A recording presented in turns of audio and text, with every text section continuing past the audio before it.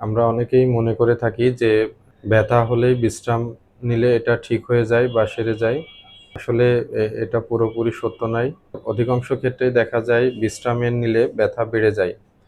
কিছু, কিছু ব্যথা আছে যেগুলো বিশ্রাম প্রয়োজন হয়। যেমন ফ্র্যাকচারজনিত সমস্যা, গুরুতর আঘাতজনিত সমস্যা এবং হচ্ছে যে সার্জারি পরবর্তী সময়ে যে বিশ্রাম নেওয়া যায়। এবং ম্যাক্সিমাম ক্ষেত্রে আমাদের ঘাড়, কোমর, হাঁটু এই সমস্যার কারণে বা অন্য কোনো ব্যথা শরীরের যদি থেকে থাকে আপনার, সেক্ষেত্রে পূর্ণ বিশ্রামের কোনো দরকার নেই। এটি যদি খুব প্রয়োজনই হয় তবে ১ থেকে ২ দিন বিশ্রাম নেওয়া যেতে পারে।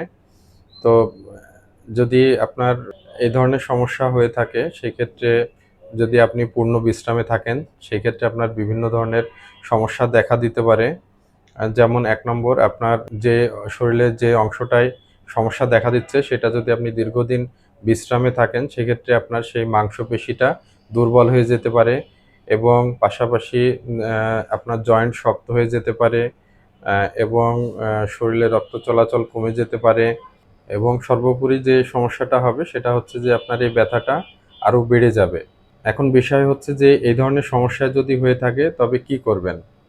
আপনার যদি ঘাড়, কোমর, হাঁটু বা শরীরের কোনো অংশে ব্যথা হয়ে থাকে, সেক্ষেত্রে আপনাকে যেটা করতে হবে, সম্পূর্ণ বিশ্রাম না নিয়ে ধীরে, ধীরে আ শরীরের মুভমেন্ট করুন, সঠিক পজিশনে থাকুন এবং ফিজিওথেরাপিস্টের পরামর্শে আপনার যে হালকা এক্সারসাইজগুলা, সেগুলো চালিয়ে যান এবং ধীরে, ধীরে আপনার স্বাভাবিক দৈনন্দিন যে কাজগুলো আছে, সেগুলো করতে থাকুন।